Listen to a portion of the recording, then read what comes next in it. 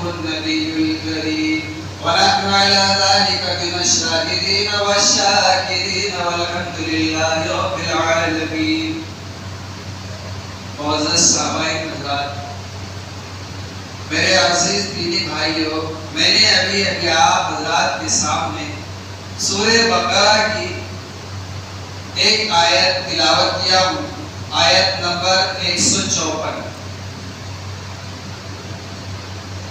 جس میں اللہ رب العزت نے شہداء کا مقام بتایا ہے اور شہیدوں کے اعتبار سے ہمارے دلوں میں کیا ہے، اور اصل میں شہداء کے بارے میں اللہ تعالیٰ قرآن کریم میں کیا کہنا چاہتا ہے اس آیت میں جو ہے تو بتایا گیا ہے. کیا بتایا گیا ہے؟ اس آیت کا ترجمہ کیا ہے؟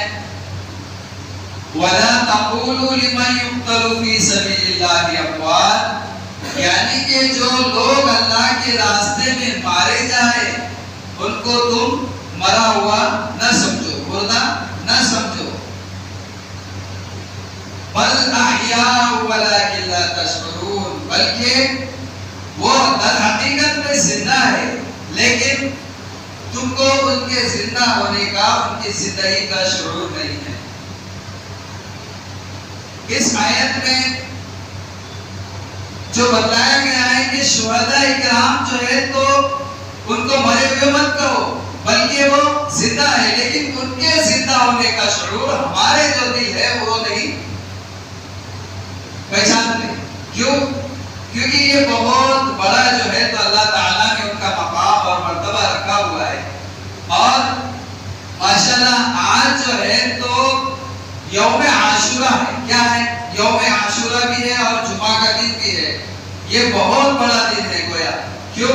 کیونکہ جمعہ کا دن جو ہے تو یہ عیدین سے بھی بڑا دن ہے. عیدین سے بھی دو عید، عید الاضحیٰ، عید الفطر سے بھی بڑا دن جمعہ کا دن ہے، اور اس کا ثواب ایک ہفتوں کی نماز کے برابر ہے، جمعہ کی نماز کا. تو یہ گویا بہت بڑا دن ہے، اور اس دن یوم عاشورہ کا ہونا اور زیادہ جو ہے تو بابرکت والا اور مبارک دن ہو جاتا ہے. کیونکہ یوم عاشورہ کا اس سے پہلے میں ادھر پچھلی مرتبہ رحمت مسجد میں جو ہے تو محرم کے فضیلت کے بارے میں بیان کر چکا ہوں، لیکن آج ہمیں کربلا کے بارے میں جاننا ہے.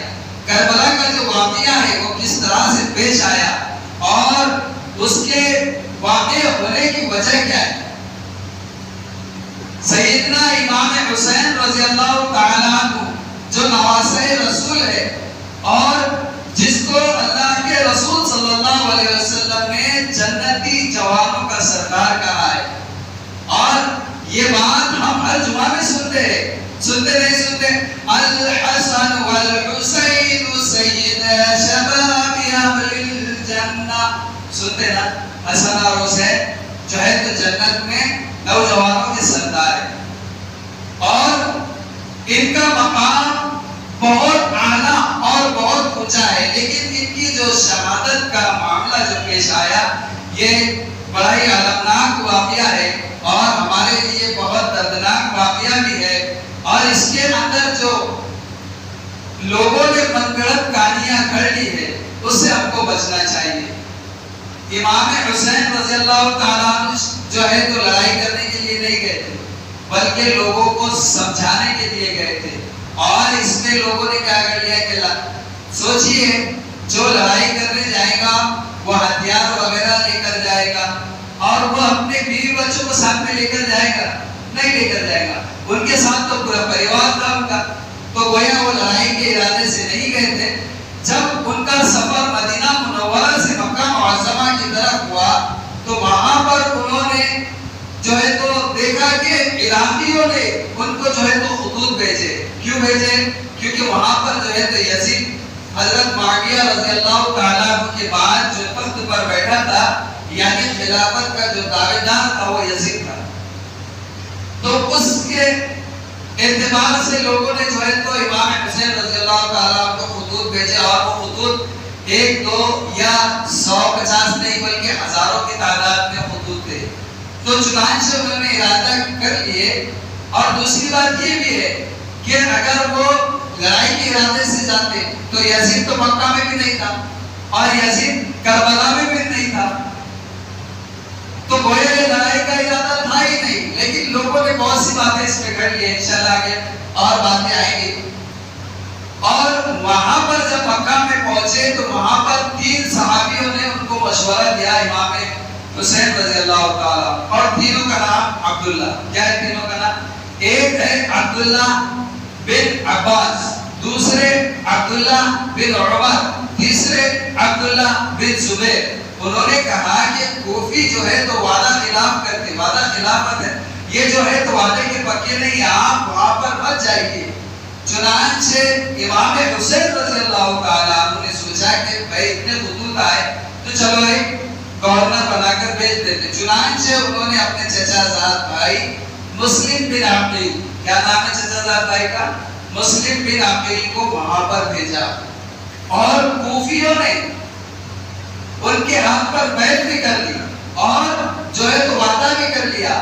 اور اس وقت وہاں پر یزید کا جو گورنر تھا وہ نعمان بن بشیر رضی اللہ تعالیٰ میں ایک صحابی تھے، تو انہوں نے یہ وعدہ جو ہے تو کر لیا۔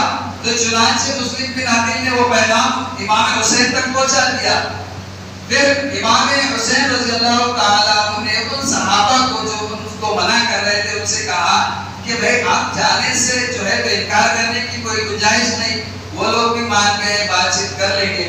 چنانچہ وہ جب وہاں سے روانہ ہوئے سفر کے لیے تو یزید بدبخت نے کیا کیا، وہاں سے اپنا گورنر جو ہے تو چینج کر دیا۔ پہلے گورنر کون تھا؟ نعمان بن بشیر رضی اللہ تعالیٰ، ان کی جگہ اس نے عبید اللہ بن زیاد اس کو گورنر بنا دیا۔ اور یہ جو ابن زیاد ہے اس کی جو ہے تو ہٹرمی کا اور اس کے جو ہے تو آتنک وغیرہ کا جو ہے تو ماحول پہلے سے گرم تھا، سب کو معلوم تھا یہ بدماش ہے، بدبخت ہے۔ اور اس نے کیا کیا، وہاں سے جو ہے تو عمر بن سعد کو جو ہے تو وہاں سے امام حسین رضی اللہ تعالیٰ کی طرف گھوڑ سواروں کے ساتھ روانہ کیا۔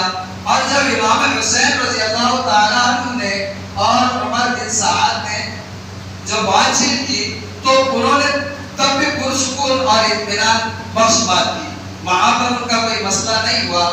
اور وہاں پر امام حسین رضی اللہ تعالیٰ عنہ نے 3 شرطیں رکھی۔ کتنی شرطیں رکھی؟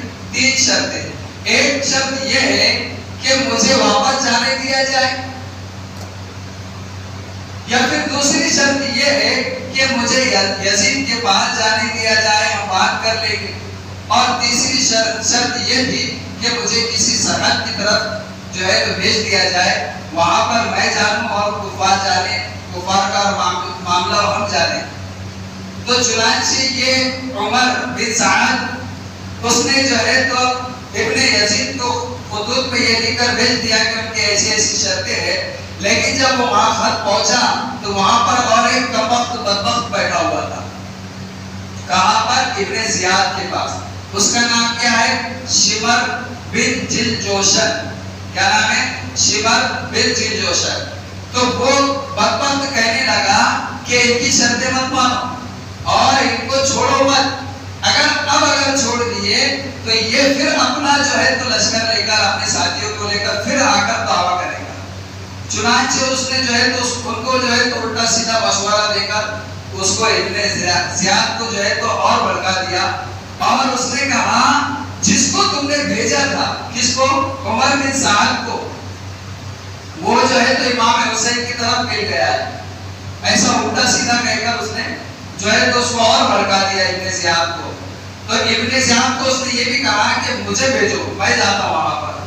اور اس کے چنانچہ ابن زیاد نے شمر کو 2000 یا اس سے زائد کا لشکر دیا اور اس نے اس کو روانہ کر دیا۔ اور اس نے عمر بن سعد کو کہا کہ تم حسین رضی اللہ تعالیٰ عنہ کے ساتھ جو ہے تو سختی سے پیش آؤ، ورنہ ہم تمہارا جو ہے تو سر قلم کر دیں گے۔ اس کو بھی بیچارے کو دھمکی مل گئی۔ اب وہ کرتا تو کیا کرتا، نوکری بھی چلی جاتی اور جان سے بھی ہاتھ دھونا پڑتا۔ تو چنانچہ ان کم وقتوں میں اس طریقے سے مقابلہ جو ہے تو شروع کیا، ان کے ساتھ جو ہے تو دو مقابلے پر تیار ہوئے۔ تو اس میں جو ایک بہت ہی اچھا اور نیک دل انسان موجود تھا، خضر، ایک ابن زیاد کے لشکر میں، ان کا نام تھا حر۔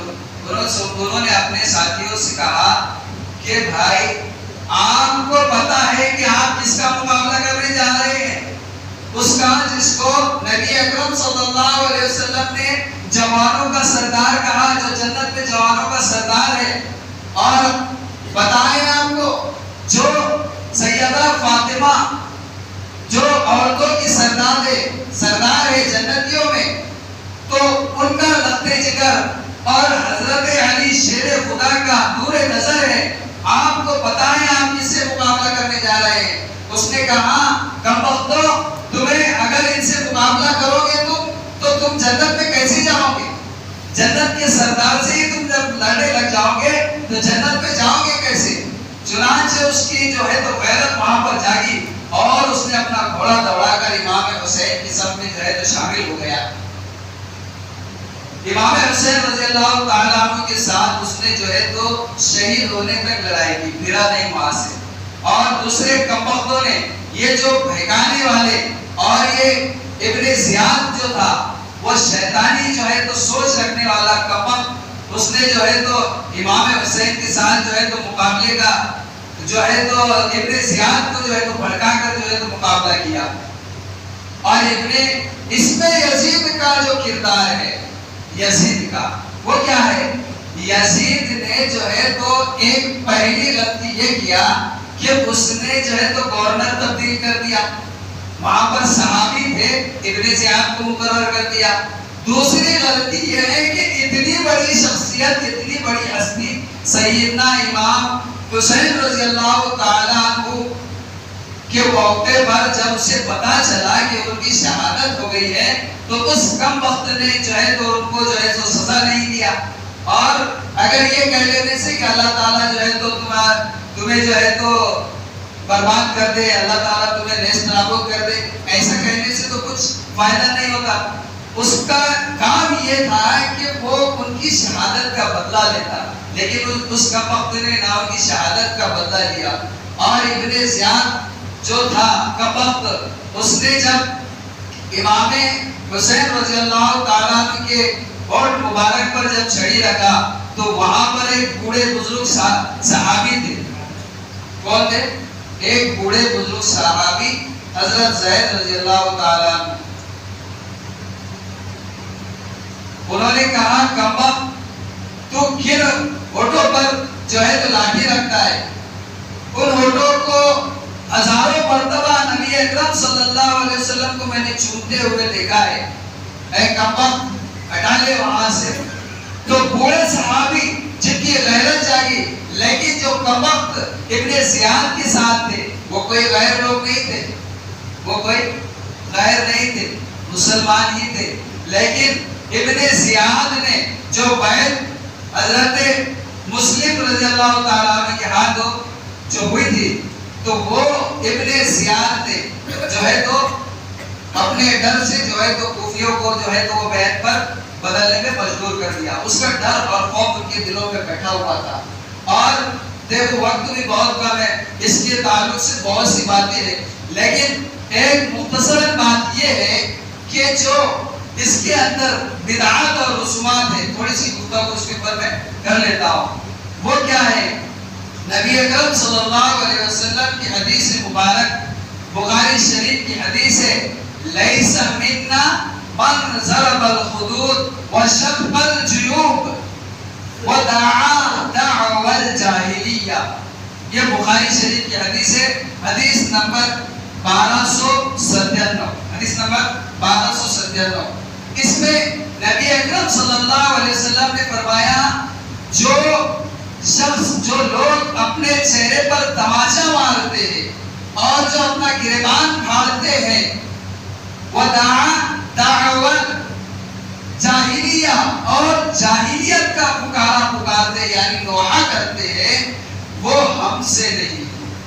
تو سوچئے کتنا بڑا گناہ ہے جس کو آپ صلی اللہ علیہ وسلم فرما رہے ہیں کہ وہ ہم میں سے نہیں ہے، اور یہ کیا کہہ رہے ہیں کہ یہ ثواب ہے، اور ثواب سمجھ بدبخت اس کو کر رہے ہیں۔ اور دوسرا جو ہے کالے کپڑے کا رواج، یہ جو ہے تو اسلام میں کہیں پر میں نہیں ہے کہ غم منایا جائے، غم کے لیے ہم کالے کپڑے پہن رہے ہیں، بلکہ جو ہے تو صبر کرنے کا حکم ہے۔ کہا ہے قرآن کریم میں الذین اذا اصابتهم مصیبۃ قالوا انا للہ وانا الیہ راجعون۔ الذین اذا اصابتهم مصیبۃ، وہ لوگ جب ان پر مصیبت پہنچتی ہے، جب مصیبت آتی ہے، قالوا، وہ کہتے ہیں انا للہ وانا الیہ راجعون، کیا کہتے ہیں؟ ہم اللہ ہی کے ہیں اور اللہ ہی کی طرف لوٹ کر جانے والے ہیں۔ وہ جو ہے تو غم مناتے نہیں، صبر کرتے ہیں۔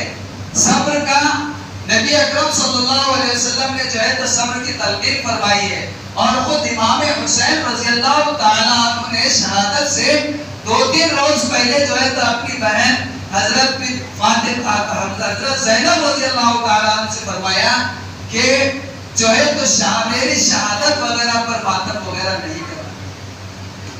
تو آپ سوچئے ماتم کرنے سے بھی منع کیا گیا ہے اور غم منانے سے بھی منع کیا۔ ہاں وہ الگ بات ہے کہ کسی کا اگر قریبی رشتہ دار اور اس کو خبر پہنچتی ہے کہ وہ شہید ہو گیا ہے یا اس کا انتقال ہو گیا اور اس کو اچانک رونا آ جاتا ہے، وہ الگ مسئلہ ہے، وہ قدرتی ہے، وہ اللہ کی طرف سے کہ اس کا ایک دلی محبت کے ساتھ سے رونا گیا۔